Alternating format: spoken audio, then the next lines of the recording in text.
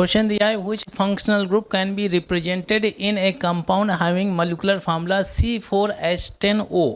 ठीक है, C4H10O ये मॉलिक्यूलर फार्मूला दिया है C4H10O, एक ही ऑक्सीजन है। तो एल्डिहाइड में एक ऑक्सीजन हो सकता है तो एल्डिहाइड हो सकता है, कीटोन में एक ऑक्सीजन होता है तो हो सकता है ये मॉलिक्यूलर फार्मूला।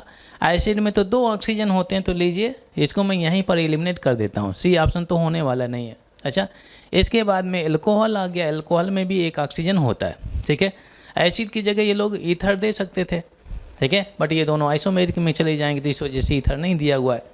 अब देखिए एल्डिहाइड हो सकता है या कीटोन हो सकता है, अल्कोहल। ठीक है, तो यहाँ पे अगर आप देखें इस हाइड्रोकार्बन में कितने कार्बन है, मॉलिक्यूलर फार्मूला में 4 कार्बन है, तो 4 कार्बन का एल्डिहाइड देख लेते हैं और उसका मॉलिक्यूलर फार्मूला अगर इसके साथ में मैच करेगा तो वही एल्डिहाइड का ऑप्शन हो जाता है। ठीक है, तो 4 कार्बन का एल्डिहाइड लिखेंगे 1 2 3 और ये 4 और एल्डिहाइड ग्रुप यहाँ पे लगा दिया। अगर कार्बन की वैलेंसी सेटिस्फाई करेंगे तो ये H3 हो जाएगा, ये H2 हो जाएगा, ये H2 हो जाता है। ठीक है, कितना कार्बन है, 4 कार्बन। हाइड्रोजन कितना है, 3 2 5 2 7 और ये आपका 8 हाइड्रोजन हो गया और ये हो गया आपका ऑक्सीजन। इसमें हाइड्रोजन कितना है 10 और इसमें हाइड्रोजन कितना है 8, तो ये तो पक्का एल्डिहाइड नहीं है।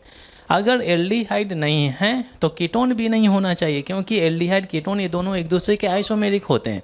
आइसोमेरिक का मतलब क्या है, इनका मॉलिक्यूलर फार्मूला सेम होता है। अगर आप चेक करना चाहें तो लिख सकते हैं, देखिए जैसे 4 कार्बन का अगर मैं कीटोन लिखता हूँ, 4 कार्बन का कीटोन, तो C और ये C हो गया। कीटोन में कहीं भी अगर कार्बन में जो मिडल में कार्बन डाले हैं वहाँ पर ऑक्सीजन अटैच कर दीजिए कार्बन के साथ में।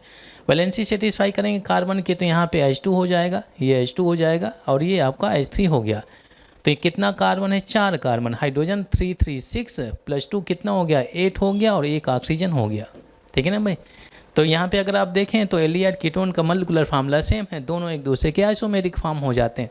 ठीक है, ये फंक्शनल आइसोमर शो करते हैं। अब बाकी बचा हुआ है आपका एल्कोहल। एल्कोहल ही है तो डेफिनेटली आपका ऑप्शन डी होने वाला है। फिर भी हम जस्टिफाई कर लेते हैं, 4 कार्बन का एल्कोहल लिखते हैं, C और C हो गया। ठीक है, प्राइमरी सेकेंडरी टर्सरी कोई भी एल्कोहल बना लीजिए। मैं यहाँ पर आपका फर्स्ट डिग्री का एल्कोहल बनाता हूँ, OH हो गया।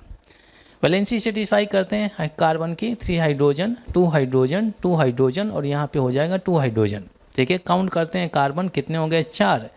हाइड्रोजन कितने हो जाएंगे, 3 2 5 2 7 2 कितना हो जाएगा, 9 + 1 10। लीजिए 10 हाइड्रोजन आ गया और एक ऑक्सीजन डला है, तो इसका मॉलिक्यूलर फार्मूला C4H10O के बराबर है। तो ऑप्शन आपका कौन सा करेक्ट हो जाता है, डी ऑप्शन करेक्ट हो जाता है।